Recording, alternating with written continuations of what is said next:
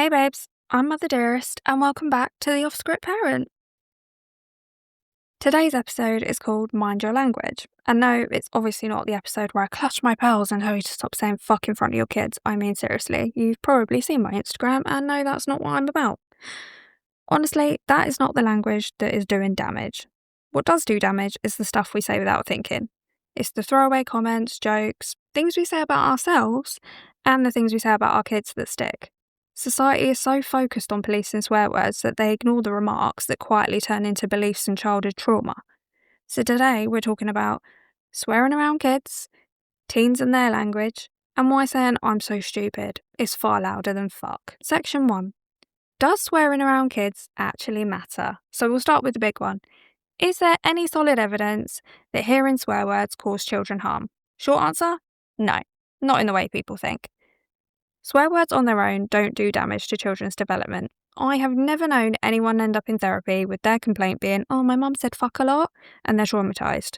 I mean, think about it. If you've got childhood trauma, or anyone you know, have they ever mentioned that their parents used to swear too much? No, I don't think so. Kids don't absorb language in a vacuum. They learn context, tone, and intent. They learn who it's okay to swear with, when it's appropriate, and whether it's playful, frustrated, or aggressive. There is literally no solid scientific evidence that hearing swear words by themselves harms children's development in any way. Research in psychology and linguistics treats swearing as emotionally loaded language. It's not inherently aggressive or antisocial. The studies I've looked at show that children are very good at distinguishing between language that's playful and expressive or language that's hostile and directed at them. Where the evidence does get very clear is that language that shames, humiliates, or threatens is associated with poorer mental health outcomes for children. And that's not about swearing, that's about emotional aggression. In other words, a parent muttering for fuck's sake under their breath is not a risk factor, but repeatedly being called too fucking sensitive or a lazy little shit is a problem. If you think about it, if you stub your toe and go, oh shit, that is not the same as screaming and swearing at a child in anger. One is expression, the other is intimidation. So when people say language matters, they're right. They're just quite often focused on the wrong words. So when we talk about minding our language, the science does not support policing swear words at all. I will, of course, include my references in the show notes. Section 2. But what if my child swears? I don't know if this is breaking news, but kids swear. Even if you don't say it, they will. My boyfriend still doesn't swear in front of his mum, and trust me, he fucking swears at home. Jasper's dad has absolutely no idea what comes out of his son's mouth at my house. Kids don't swear because they're bad or being disrespectful. They do it for the same reasons we do. It's expression, emphasis, and emotion. Trying to fully ban that often just turns language into a rebellion and detracts from actual values. For me personally, I do not give a single solitary fuck if my teens swear. I care how they speak to people. So my teens saying, oh my fucking god, I can't find my other shoe. Absolutely fine. Couldn't give a fuck. My teens shouting, you piece of shit on Roblox, absolutely not fucking fine. And this doesn't mean that I don't have boundaries. It just means I have different boundaries. In my house, it's not never swear. It's they can swear when I feel they're developed emotionally enough to know when it is and isn't appropriate.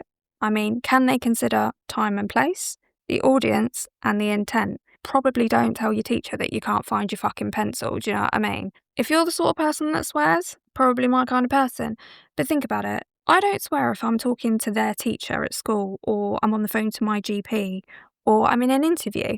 Like, we know when it isn't appropriate to swear. So once your child reaches that age, is there really a problem? If we look generally at language and what we say, it's quite common for young children to inadvertently ask someone if they're pregnant or, point out something that most people would not say because we know we might upset somebody. That's the same with swearing, really.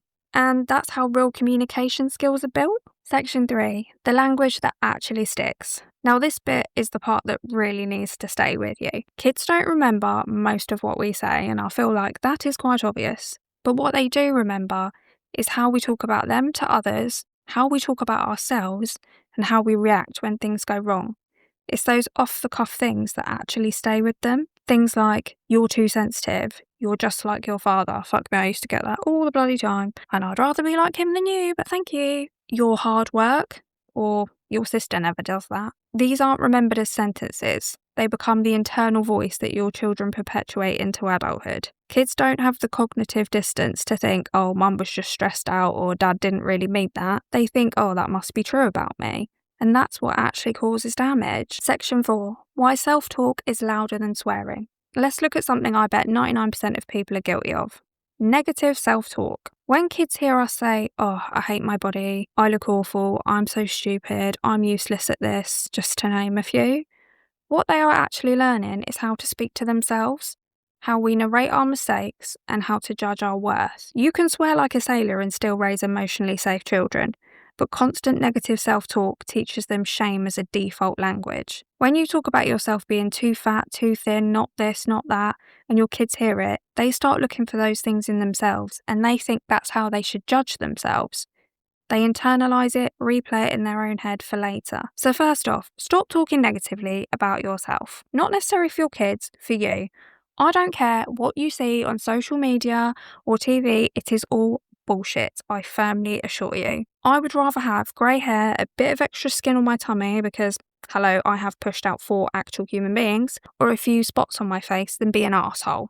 I know who I am. I know what I look like, and what I look like has zero impact on what I bring to the table. And the same applies to you. You will make mistakes in life because who doesn't? Accept it. Look at why a mistake actually happened and deal with the fallout.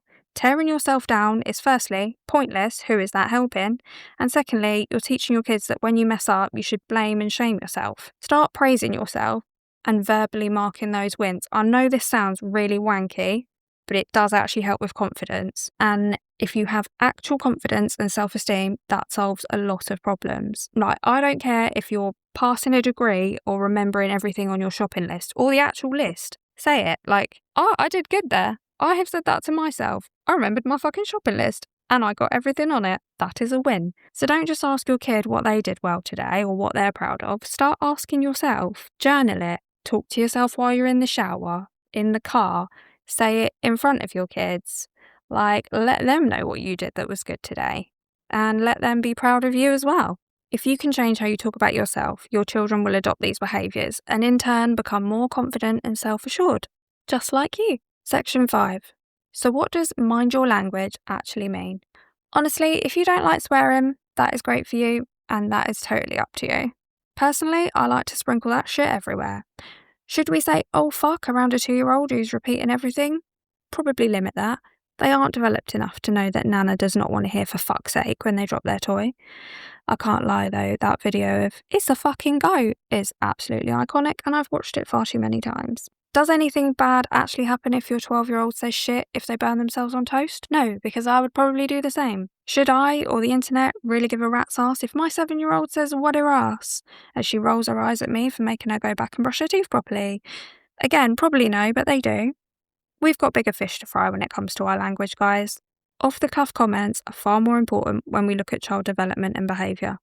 Before you speak, ask yourself, would I be okay if my child spoke to themselves this way? Or how would I feel if my child is asked why they didn't complete their work at school and they respond, because I'm a lazy little shit? Well, that's what my mum says. Words matter, they really do. I have a huge amount of childhood trauma, but I assure you, not a single drop came from regularly hearing the word fuck. Your kids won't remember every word you said, but they will remember the message it gave them. So if you swear, swear. If you don't, don't. Just be careful what words surround the profanities, because that language lingers. And the words that stay are seldom the ones people are complaining about. Thank you for listening to this week's episode. I can't believe how many people are actually taking the time to listen to me. I appreciate every single one of you, and I just hope on some level this is helping. I have actually started a Patreon. I cannot believe that. But a few people suggested that I do that. All the info on what you get for your cold hard cash is on patreon.com/theoffscriptparent. Just to give you a quick little, what you kind of get is like an exclusive monthly bonus episode.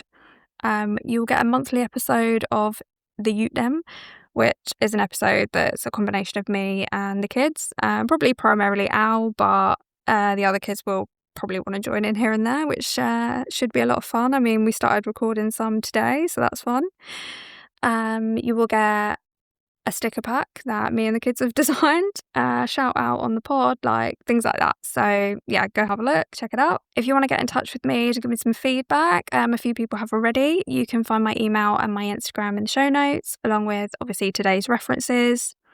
But that's it for this week. So remember, some words do damage, just not the ones people bitch about. Much love, Mother Dearest.